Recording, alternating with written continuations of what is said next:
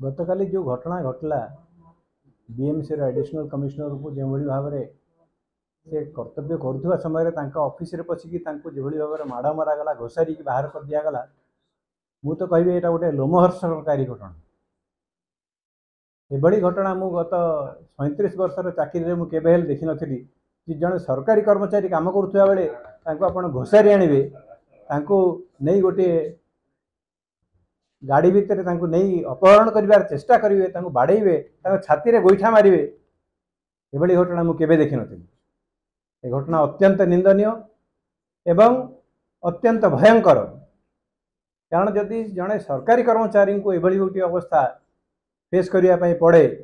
ताल जनसाधारण अवस्था कौन हम जड़े साधारण दुकान अवस्था कौन हम जड़े होटेल कर अवस्था कौन हम। सुखर कथा ये जो 3 जन घटना घटई से पुलिस अरेस्ट कर गतकाली पुलिस को अभिनंदन जनाऊँ किंतु यह गोटे गतानुगतिक घटना परिणत न हो जाऊ लोक अरेस्ट हेबे जेल को जिबे किछि दिन पर आज नहले काली बेल पाइबे पुणी यथापूर्वम तथापरम। उद्वेगर विषय होची ये घटना घटला कहीं ये जो गोटे वातावरण से वातावरण विषय रे मोर क्षोभ व्यक्त करने आपको आज ये डाकी जे ये जो वातावरण जे किसी लोक ऑफिस रे पशिकी सीनियर अफसर मान को माड़ मारी पारे ये जो तांकर जो दुस्साहस ये दुस्साहस को समस्ते प्रतिहत करने दरकार जनसाधारण या प्रतिहत करने दरकार। ये केवल जड़े ऑफिसर नुहे यहाँ समाज प्रति गोटे कलंक। आपण मैंने समस्ते शुणी गोपालपुर घटना कि भाव में जड़े महिला को सदाचरण करागला से घटना अमेरिका पर्यंत पहुँची गला ताल ये घटना बर्तमान ये भुवनेश्वर भितर रहिबो कि भुवनेश्वर बाहर दिल्ली पर्यंत जीवो कि आउठी जीव तार समय ही कह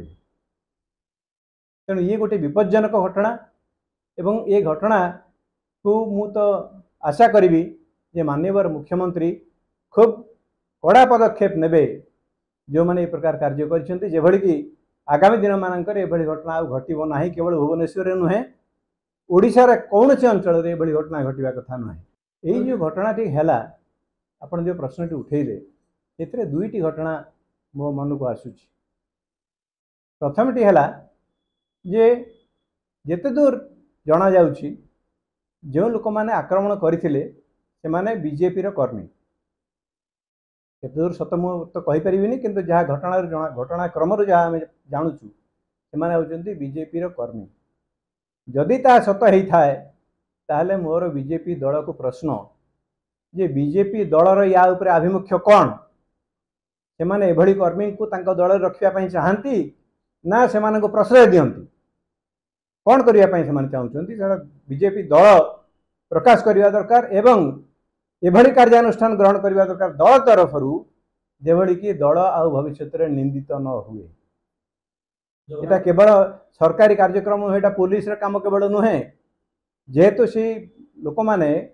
गोटे दल को रिप्रेजेंट करके आसते तेणु यार दलर आभिमुख्य कौन से जनसाधारण आगे से स्पष्ट करदेवा उचित। यह प्रथम प्रश्न। द्वितीय प्रश्न हूँ जो भद्र व्यक्ति को अपमान दि जाइए कही एमाने आसीथिले श्रीयुक्त जगन्नाथ प्रधान सी जड़े प्रार्थी थिले गत निर्वाचन हुए तो आगामी दिन मानक प्रार्थी हेबे तांकर या उपरे आभिमुख्य कौन सी कौन यहाँ को प्रश्रय देते सी कौन तांको पठेइथिले जदि पठेइथिले एभली कांड करने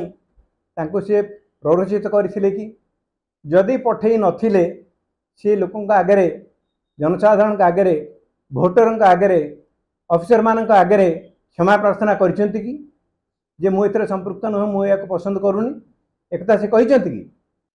जदि यही घटना को कह जाए जे गोटी हाथ में ताली बाजे नहीं तार अर्थ कौन है जे जदि सरकारी ऑफिसर किसी एभली कार्य करती जोटा कि तांकर पसंद नुहे ताले तांकर लोक जाकि बाड़ेबे तार अर्थ है या तेणु जदि सरकारी व्यवस्थाटा परस्पर को बाड़ेवा घोषारिवा गोड़ेवा ये सब यही घटना को चली आसे ताले ये सरकार किभली भाव में शासन करुच्ची ताहा लोक मैंने देखिए प्रतिदिन लोक मानकर ये विषय कौन धारणा हम ये विषय समस्त सचेतन हवा दरकार